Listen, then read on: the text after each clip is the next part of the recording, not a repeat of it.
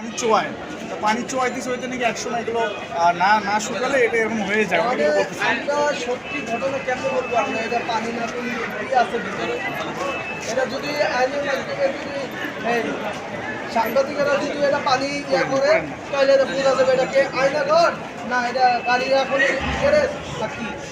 তো আপনারা আসলে কি চান মানে এই বাড়ির ব্যাপারে?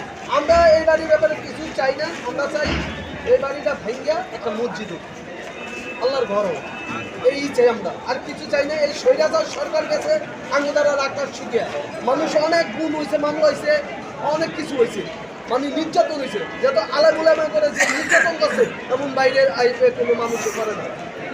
আর যেই সাপ্তাহ গুণ চক্কর যত আলেমুলামা করে বাঁচে, যত হেফাজতে করে বাঁচে, যত বিএনপির নেতা করে গুণ মামলা হামলা দিয়ে ইয়া করছে, এটি মানে আমরা বিচার চাই। পুরো ধ্বংস করে গেছে 15 বছরে এই জগতে যত মানুষ মারছে। আমি চাই শেখ হাসিনার আইনা এই বিচারে আওতা আইনা যাতে একটা বিচার করে, সুষ্ঠু বিচার যাতে।